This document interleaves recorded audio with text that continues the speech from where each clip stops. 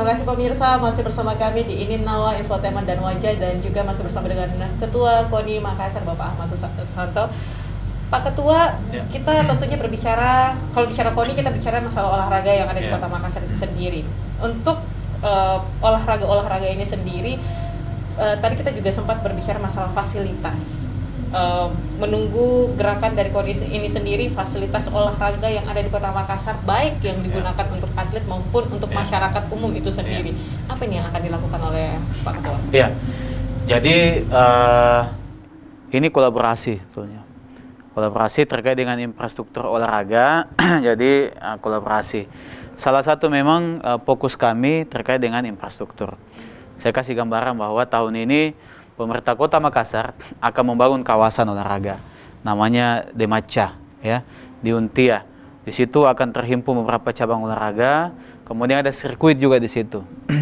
Tahun ini juga melalui Dispora. Tahun ini juga pemerintah kota, Pak Wali Kota akan melakukan revitalisasi besar-besaran terhadap Karebosi.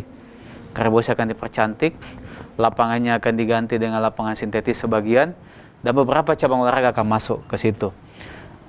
Kemudian Dispora juga tahun ini merencanakan beberapa perbaikan yang menjadi asetnya pemerintah kota. Ada lapangan bulu tangkis, ada lapangan voli di BTP dan di beberapa tempat yang lain, ya. Lapangan takraw juga ada yang masuk di perencanaannya itu. KONI sendiri akan membantu pemerintah kota. Saya sudah minta izin sama Pak Wali Kota. Saya sudah minta izin sama beliau.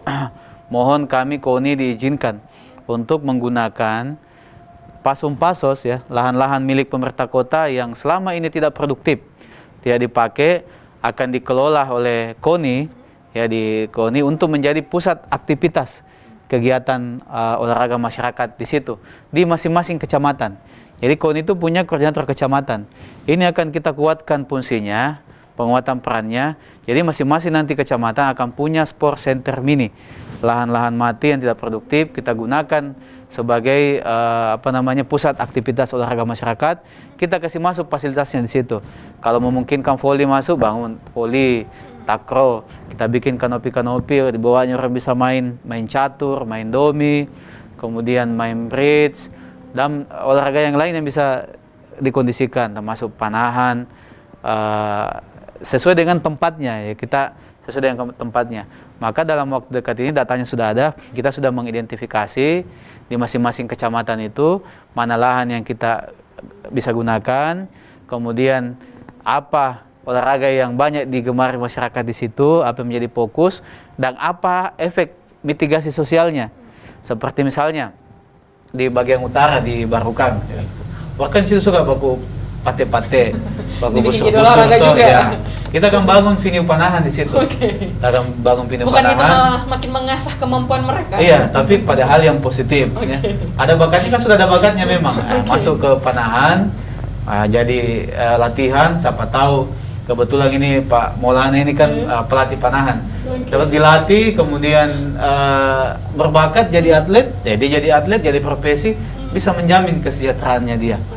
Kalau sekarang kita menyebut jenis olahraga yang kemudian paling akan difokusi oleh KONI, apakah ada beberapa jenis olahraga yang...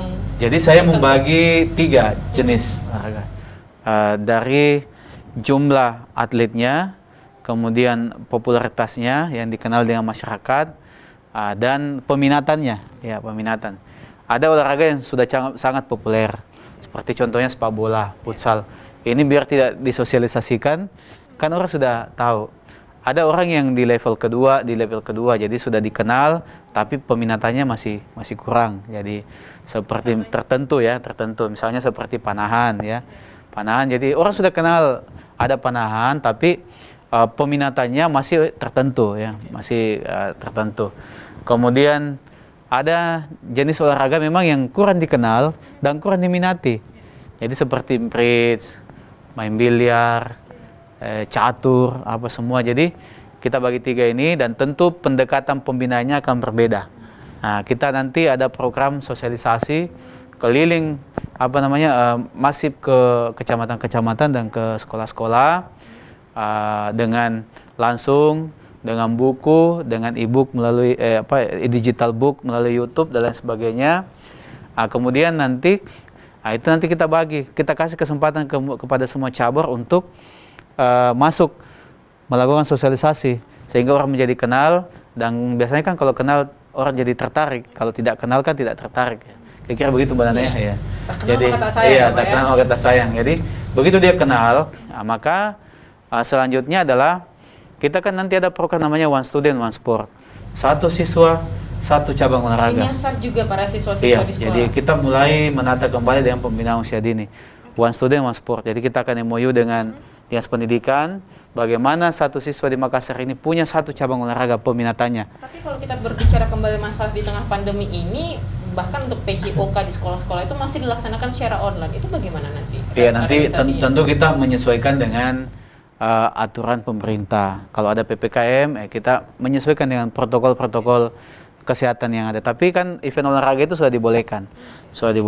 Jadi kita menyesuaikan dengan protokol kesehatan itu. Artinya programnya ada, kalau penjabaran teknis dan taktisnya nanti kita atur. Yang penting ada programnya dulu masuk. Jadi setelah peminatan, cabang olahraga akan masif melakukan pembinaan. Kita buatkan eventnya dengan kalender event tahunan namanya Makassar Sport Show. Ya, jadi mulai usia dini, besar-besaran. Kemudian kalau banyak event di cabang olahraga itu, tentu banyak yang ikut kan, banyak yang berminat. Kemudian setelah itu, insya Allah di ujungnya kalau dia berprestasi, ya, jadi eventnya itu mulai tingkat kota, kecamatan, kota, sampai ke daerah, sampai ke nasional. Jadi tergantung kemampuan masing-masing atlet dan pembinaannya. Pak Wali Kota juga berkeinginan untuk tahun ini kita harus golkan yang namanya Perda Atlet. Perda Atlet ini akan menjadi payung hukum yang memberikan ruang kepada Bapak Wali Kota sesuai dengan keinginan beliau untuk menggaji atlet-atlet kita yang berprestasi. Jadi dapat medali nasional di PON, maka dia akan tercatat di Kota Makassar sebagai atlet Kota Makassar dan bisa mendapatkan gaji setiap bulan. Jadi tidak perlu lagi orang dapat medali berharap jadi PNS karena untuk dapat gajinya. Dia bisa tetap fokus latihan dan ada gajinya. Beliau selalu bahasanya begini, kalau RT RW saja bisa kita gaji, masa atlet berprestasi yang membanggakan Kota Makassar tidak bisa kita kasih apresiasi. Walaupun mungkin jumlahnya tidak banyak, tapi dia rutin untuk dapatkan itu. Jadi ada pembinaan usia dini, ada keterlibatan cabur yang sangat masif, ada kalender eventnya, ada prestasi, dan ada apresiasi untuk atlet kita yang berprestasi. Saya kira begitu kira-kira alurnya luar biasa. Baru sepekan menjabat sebagai Ketua KONI Makassar, solusi atas permasalahan olahraga di Kota Makassar ini semoga bisa terjawab betul-betul, dan apa yang kemudian sudah dimisikan ini bisa terlaksana semua. Kita masih ingin sangat lama berbincang mengenai bagaimana KONI Makassar ini ke depannya, namun tentunya yang memisahkan kita adalah waktu, durasi, dan akhirnya kita sudah berada di ujung talk show kita bersama dengan Ketua KONI Makassar bersama dengan Bapak Ahmad Susanto, dan yang menjabat dari tahun 2022 sampai 2026. Apa yang kemudian disampaikan beliau akan kita tagih nanti ya. Amin. Kita tagih ya Pak ya. Oke, kalau begitu terima kasih banyak. Ya, makasih, sekali lagi selamat telah dilantik menjadi Ketua KONI Makassar dan sehat selalu bersama dengan keluarga. Terima kasih pemirsa juga telah menyaksikan Ini Nawa untuk episode hari ini, dan tentunya nantikan episode-episode menarik kami lainnya. Saya Nana Jamal pamit undur diri, jaga selalu kesehatan dengan menerapkan protokol kesehatan. Wassalamualaikum, salam, kita pada salaman.